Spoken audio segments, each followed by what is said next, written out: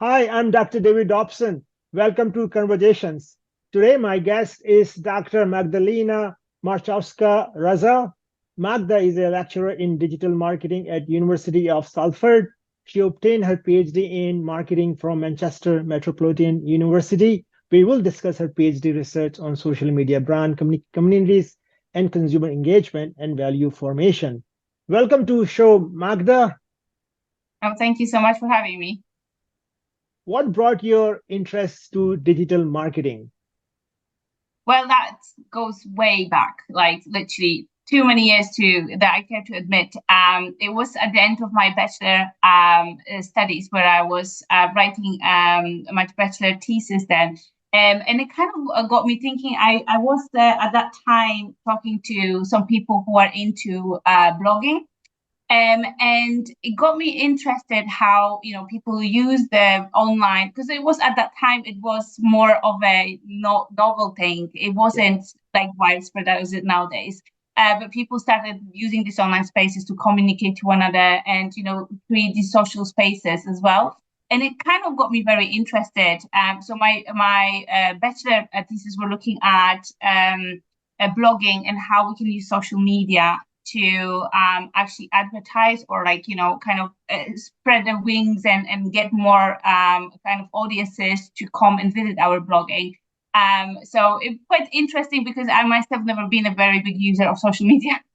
So, but it really always fascinated me how people use that to create connections and really speak to one another.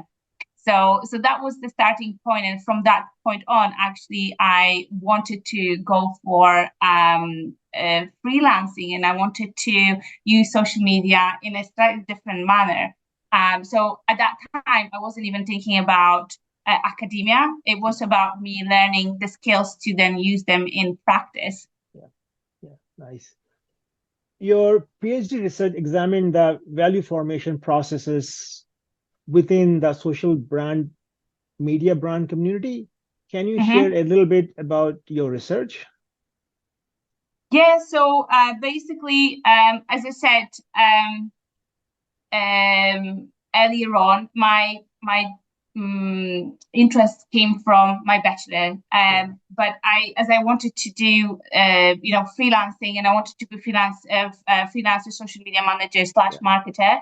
yeah, I felt that I need more knowledge, so I pushed myself to go to do my masters. But yeah, then at that point, I was like, oh, I don't know enough. I feel like there's so much more that I need to know to be a successful marketer. yeah, So I thought, like, what else I should do? I should do PhD, which yeah, was like literally what I should have done. yeah. I Go to because decided to it go took other forever. side. But I thought that's very logical because I've done my Yeah, masters. What how high can I go? Like the next yeah, step is PhD, so let's go for that. And I thought then I will know everything that is to know about social media marketing yeah, and social media in general. I will be the best freelancer ever. yeah, Well, it didn't happen, unfortunately. So for anybody who wants to pursue PhD for that yeah. purpose, I will tell you that like don't bother. There Mm, are mo- much faster routes um, for that. But it did kind of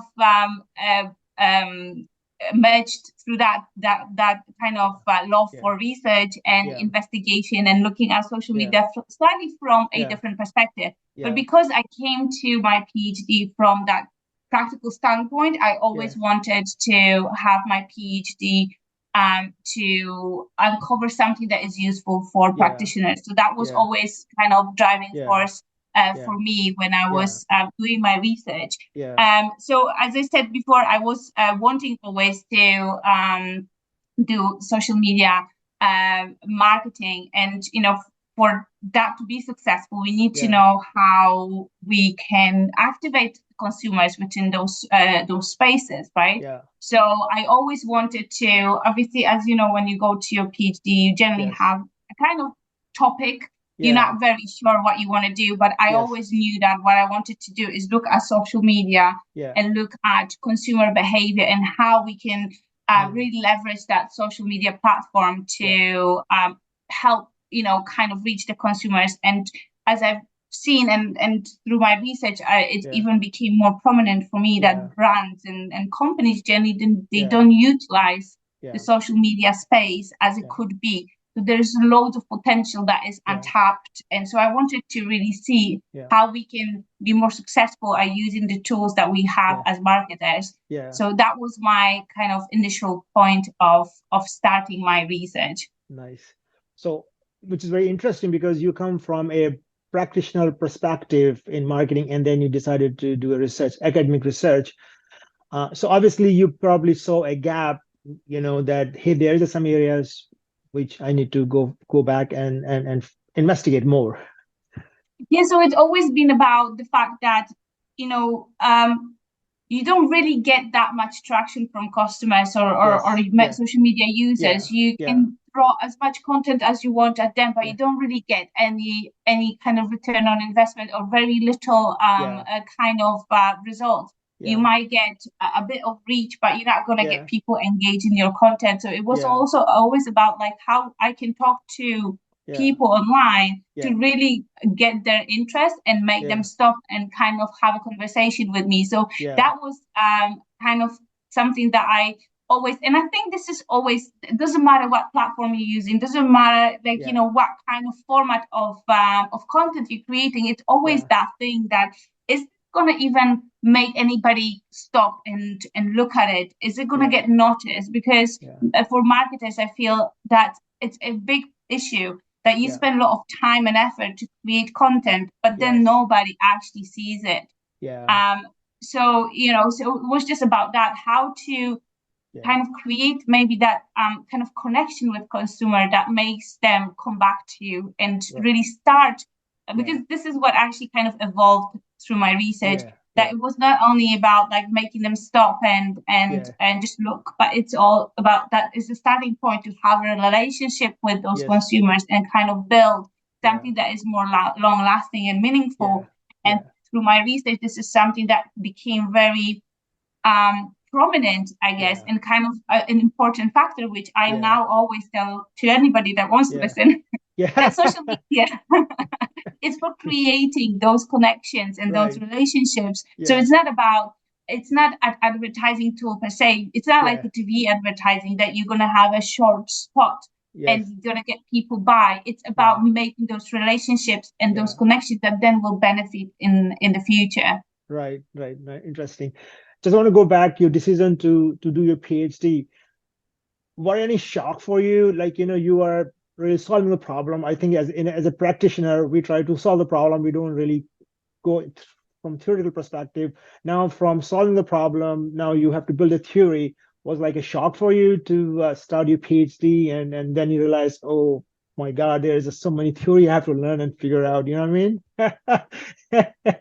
It was very difficult. I mean, I spent a whole year just researching and reading, right? And there was a bunch of different theories and, different ways to go about it. And many times I kind of drifted away from my initial topic because I was like, oh, this is so interesting. And then I was like, why am I looking at this? It's not even very closely related to what I'm trying to do. So it was very difficult for me to really hone and kind of decide what element I'm going to be looking at. And to be honest, up until the very end, I realized what I'm actually looking at. Even after collecting my data, after looking at my analysis, it was only that one point. I remember, I know I'm going far in the future, but I remember that very vividly. It was this point that I was doing my analysis and it was like such a big mess. And I was like, what is this? Like, this here, that, how is it going to come together? It doesn't make sense. And all of a sudden, at one point, it was like all clicked. And I saw these connections and I was like, oh, it all comes together. And I was like, my supervisors did say to me at some point, it's going to make sense at some point. And I didn't believe them. And it did happen. And I was like, oh, it's almost like a miracle. So it was very difficult at the beginning for me to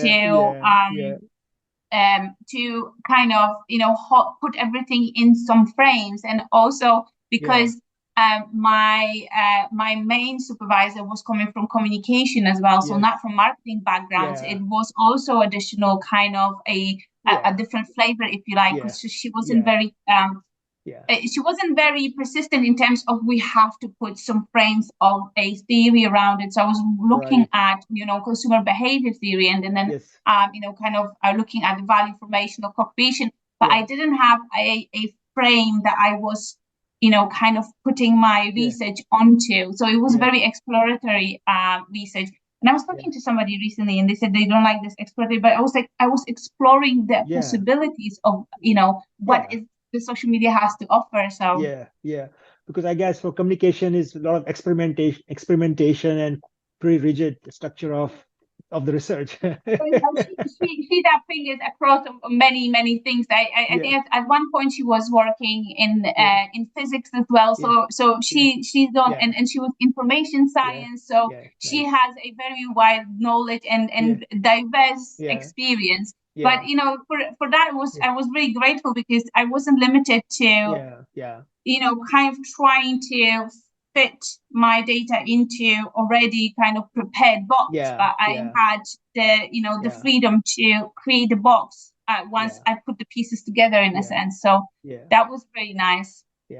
Very nice story. Magda, your research is from the perspective of cosmetic industry. Can you explain your choice, this perspective? I'm laughing because the main reason at the very beginning was because I needed to hone my research, and from the very beginning we had the conversations with our supervisors, and they were like, "This is too broad. You're not going to be able to grasp this.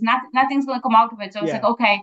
But I initially had cosmetic industry in mind when we started to having these conversations, because I thought that cosmetic industry is very emotion driven. So I thought it's not. You can't argue with, very much with, the argument really, because a lot of the decision making is because of the feelings and emotions that people attach to those products. So I thought it will be very interesting, and because I know there's loads of research in terms of social media brand, well, not social media brand communities, but brand communities in general, that is related to cars, automotive, and kind of IT industry.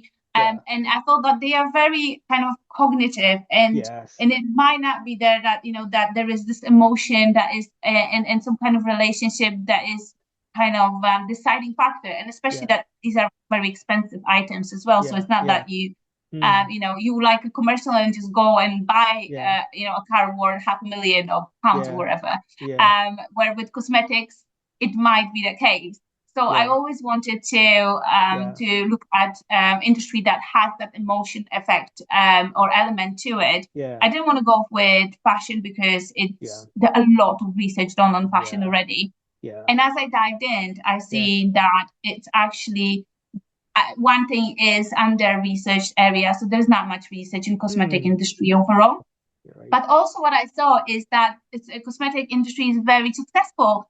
Not always, but quite successful when it comes to using social media for their marketing purposes. And there are, quite a few examples of cosmetic company that build their brands from social media. So I thought that it's quite useful also industry to look at in terms of how to do something right. Although I did in my research, I did pull out a variety of different, there were 3 brands that I pulled and I've investigated in detail, and there were examples of what to do and examples of what not to do. So I was able to have that balance as well. Very nice. For your research, you use Netnography method. Can you explain this approach? Perhaps you can explain what Netnography is first. Yeah, so Netnography is a research method. It's a qualitative research method that was developed, I think, around 90s by Professor Robert Cozinet. And it's basically, it evolved since then as well. So essentially now what we're looking at is using online, Netnography is a way for us to investigate online spaces and looking at the culture as well aspect of those, because it emerges from cultural studies, ethnography as well. So it's looking at that cultural aspect of social spaces. Yeah, so as I said, it's been evolving ever since it was created, because obviously not only, the method has been kind of finding its feet, but also online spaces are Right. changing as well. And Right. we've got different formats available, and also we have Yeah. also different requirements and Yeah. regulations Yeah. as well now when it comes to ethics as well. Yeah. So the method has been evolving, but as it stands Okay. now, the most important things to remember when it comes to ethnography is that it's based on on online research. Okay. Predominantly, we're looking at social media because obviously that's where you can see, that Hmm. cultural aspect. Yeah. Within ethnography, also very important is that ethical consideration. So what we need to do is Okay. consider how we Hmm. are doing our research and whether we Hmm. are being, our decision making is transparent, and also is in that in putting in the negative light Yeah. participants, let's say, or Yeah. people we are looking at. So Yeah. kind of looking at that ethical considerations, and just making sure that we are Hmm. we are being as delicate as we need to be, because Right. obviously there are a Yeah. variety of different subjects that can be studied with Yeah. ethnography. Yeah. And also there is a big aspect of that reflective Yeah. element to it. So Yeah. with ethnography, we should keep something that's called immersion journal, where we Okay. reflect on what we're doing. Okay. Also, it's a big topic when it comes to the immersion Yeah. journal. So I'm not going to go into details, but it can be Sure. used in a variety Yeah. of ways. Yes. But the most important is just we record our thoughts as researcher, and we can come back to it also Hmm. at the later stage to help us with that Okay. data analysis Okay. process. Yeah. So that's So, what ethnography is in the okay. nutshell. So your journal is this is how you collect your data of by reflecting on the different observations, like Yeah, so you can do it in in a variety of way. I guess majority of people use ethnography through observation, or they can okay. use ethnography when they also engage with those communities Hmm. or those online spaces. I decided not to do it, so I was purely observing and I wasn't Okay. interacting because I Okay. didn't want to um, Hmm. kind of impact those conversations that were happening as well. I wanted to Right. make sure that whatever I get is, it's kind of original and pure. It's not Yeah. being altered because Yeah. somebody is looking at the community in a in Okay. the research angle. Oh, I So see. there is a variety of choices that you can Okay. do. Some people do decide to Hmm. interact. Some people decide to observe without that uh, participant interaction. Okay. But the Okay. journal generally is just to reflect anything Okay. about the data, let's say. So if you Okay. collect some data and you see something unusual, you will write it down. All Some right. people use it to also reflect on their own feelings, Yeah. and then use that also as a way to analyze the data. So Yeah. there is a variety, but Yeah. because you know how it Yeah. is, right? When you are Yes. deep into Yeah. data collection or Yeah. analysis, you know Yeah. everything. You Yeah. kind of every Yeah. dot or every comma, every Yeah. word, Right. it's very very vivid in your memory. But as you Yeah. move forward Yeah. to the next stages, that Yeah. kind of fades away. So Yeah. to make sure that the most important things that kind of struck you Hmm. are being recorded, Hmm. that's the purpose of that journal that you keep on the side. Nice. And I believe you use Facebook for your data collection. Like, so Yes. can you tell a little bit about how that go in that community? Yeah, so I decided to do Facebook. It's just because also I was at that point I was quite interested in Facebook, but I also saw this a very nice space for creating those communities. I felt it was also well, it was few reasons. Yes. Also, one of the reasons was that majority of the cosmetic companies had Facebook communities as well. So it was between choosing Facebook and Instagram. But at that point, Instagram had very little engagement. So I was like, Facebook is the way Yeah. to go. Yeah. So I did struggle a lot because I didn't really know. I wanted to collect the data. So I Yeah. wanted to kind of copy the content, and save it Okay. on my hard drive and Yeah. analyze it later. Yeah. And I struggle to find a software that will be helpful for that. Okay. So it was a lot of testing and going back and forth and saving in three different types of formats just in case. Yeah. And there was like some of the posts were really really long, and I needed to cut them into pieces. So it was a lot of you know, kind of fiddling around. Yeah. Then also with I wanted to anonymize everything, so that's another thing that added to it. So it was a lot of kind of software searching and a little bit of you know, headaches. I had to involve my brother in that because you know, at some point I was like, I have got these files and I need to do something. Can you help me? He's IT trained. You got a research assistant there, unpaid. Yeah, voluntary research assistant. Yeah, I must say that, you know, I can recommend him for small jobs if anyone. Nice. So it was quite a bit of a struggle. I felt, and at that point I was feeling like, oh, people should really talk about this more. They should really have like a Wikipedia of software which you can use for data collection and things. But then as I moved from that, I thought that, you know, it's such a fast evolving space that some software comes, then the ones that I was using, I don't think any longer exist. So there is no point of creating such database. But it was a bit of a pain, and I've written it down just to give you an idea of how much data I've gathered. So I had 3 brands that I was looking at across a couple of months, and altogether it was 87 posts. So basically the posts that the brand posts, I was collecting that, and I was collecting the comments that consumers left. So collectively it was 87 posts and 6,401 consumer comments, right? Oh, wow. And some of them were as long as I'm just kind of thinking probably about 1,000 of comments. Oh, really? It could have been. And so it was an issue to copy all that together. So so there was a lot of, and even now my Google Drive is almost, because I didn't delete anything yet, because I'm thinking I might use it. And then my Google Drive is telling me that I need to delete data because I'm running up to a lot of data you got there. It's quite a lot, yeah. So, Magda, based upon it, after your data collection, what were the findings of your research?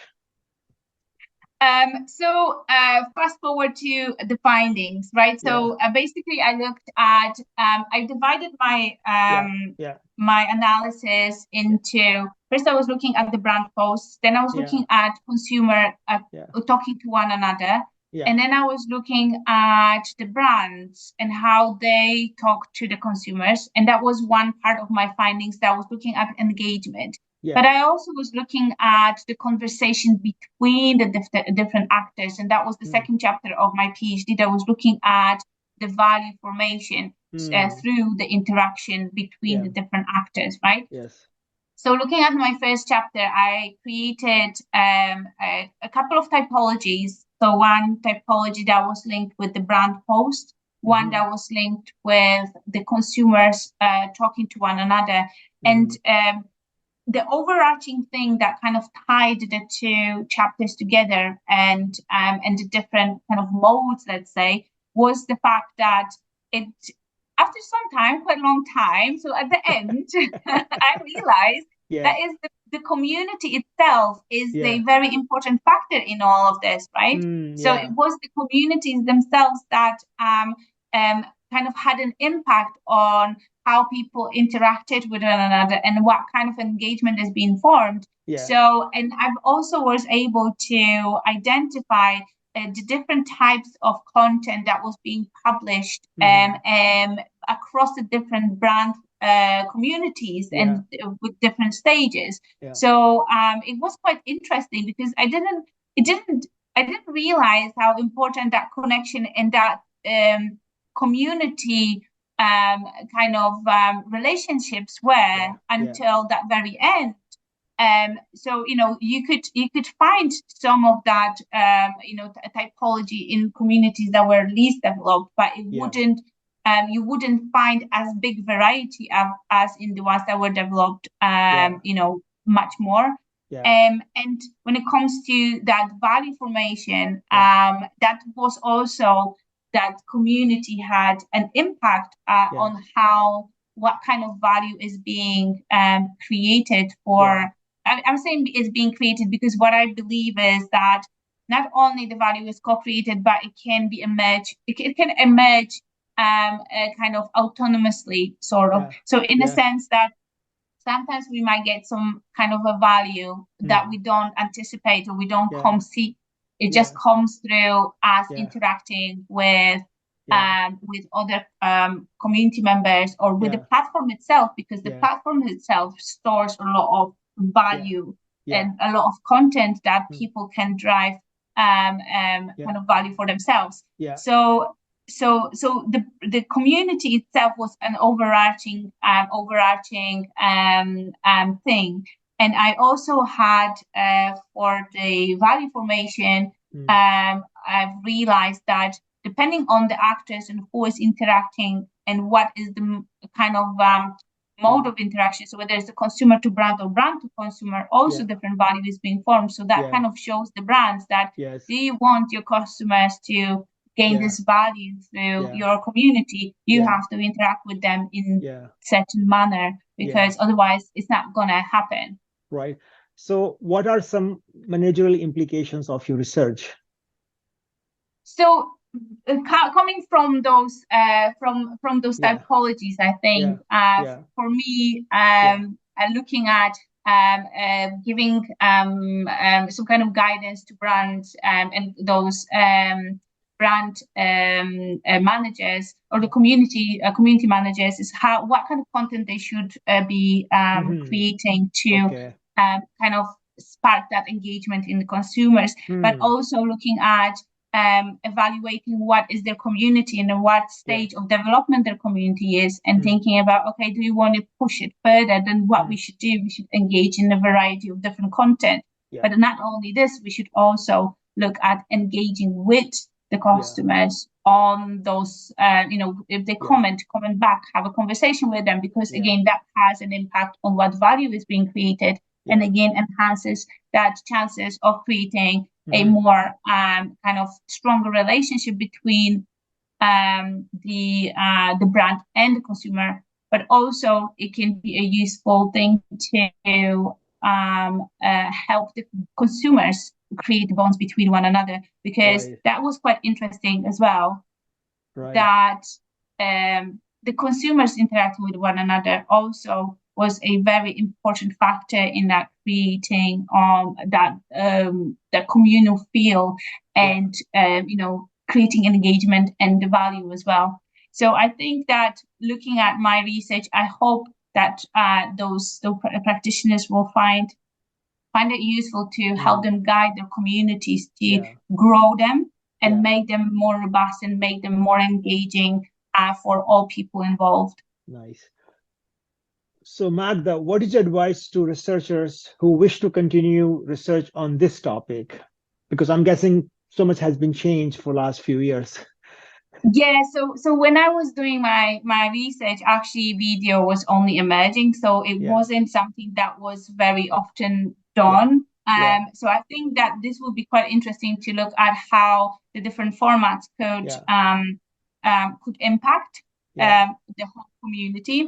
But if I was to kind of continue my PhD research, and I'm hoping to do some of that, although I'm planning to do that, but other things are coming my way, and so much time we have. So hopefully I will find time to do that. But I want to look at the data in a bit more depth, maybe do like discourse analysis to have a bit even more deeper understanding of that connections within consumers and how they feel about the brands. But I think that it will be useful to look at other platforms as well.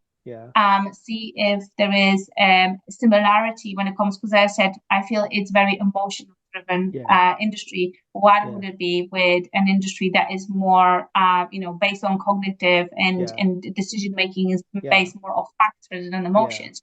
Yeah. So, I think there is a variety of different ways that this could be taken further if anybody wishes to.